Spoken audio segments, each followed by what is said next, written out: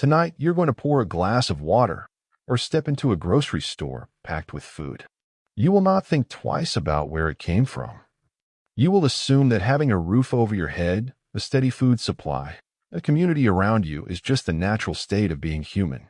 But the real answer is far stranger. For nearly 99% of your species' existence, you did not live like this. You did not farm. You did not build cities. You did not have a concept of a permanent home. You wandered. You followed the rains and the herds across a massive, green, welcoming continent. So what changed? Why did your ancestors suddenly abandon a highly successful, million-year-old lifestyle of absolute freedom to lock themselves into the grueling, stressful cycle of building civilization? The answer is not that we suddenly got smarter. The answer is a giant, shifting monster of sand. Look at a map of Africa today. A massive yellow scar stretches across the top third of the continent. It is the Sahara. It is a hyper-arid wasteland of burning sand, towering dunes, and empty horizons where almost nothing can survive. But it was not always like this. If you could step into a time machine and travel back just 10,000 years, you would not find sand. You would find a paradise. 10,000 years ago, the Sahara was green. It was a sprawling network of deep lakes, rushing rivers, and lush grasslands. Giant elephants, hippos, and giraffes roamed across areas that are now nothing but dust. This period is known to scientists as the African humid period. Your ancestors did not just survive here, they thrived. But why was a desert a jungle? It all comes down to a tiny wobble in the Earth's axis. Every 21,000 years, our planet undergoes a cyclic wobble in its spin, a phenomenon known as orbital precession. This wobble slightly shifts the angle at which solar radiation hits the Earth. 10,000 years ago, this shift made Northern Hemisphere summers warmer. A warmer hemisphere meant stronger, more intense monsoon rains. These monsoons pushed deep into the interior of Africa, turning a barren wasteland into a vibrant oasis. German climatologists Stefan Kropelin and Rudolf Cooper have spent decades mapping this ancient green paradise. By analyzing fossilized pollen, ancient lake sediments, and prehistoric rock art hidden deep inside desert caves, they discovered something stunning. Between 9,000 and 5,000 BC, the Sahara was one of the most densely populated places on Earth. Your ancestors lived a life of abundance. They fished in massive lakes, hunted in open savannas, and gathered wild grains. They did not need to farm. They did not need to build walls. Nature provided everything they could ever ask for. But this paradise had an expiration date. Around 5,500 years ago, the Earth's wobble shifted back.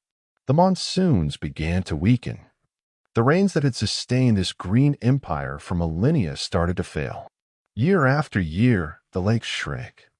The rivers dried into dusty channels. The lush green grasslands turned yellow, then brown, and finally into fine dry sand. This was not a slow, gentle transition. Climatologist Jonathan Foley and his team at the University of Wisconsin-Madison have shown that the collapse of the Green Sahara was a runaway ecological feedback loop. As the rain decreased, vegetation died. Without plants to trap moisture and reflect sunlight, the soil baked, the air became drier, and the rains decreased even further. A green paradise collapsed into a hyper-arid desert in a terrifyingly short geological window. Imagine being one of those ancient humans. Your home is literally evaporating around you. The water holes you have relied on for generations are disappearing. The herds of animals you hunt are fleeing. You have a choice. You can stay and die, or you can run. This was the Sahara effect.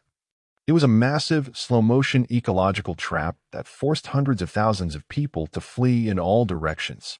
Some migrated south into the dense forests of Central Africa.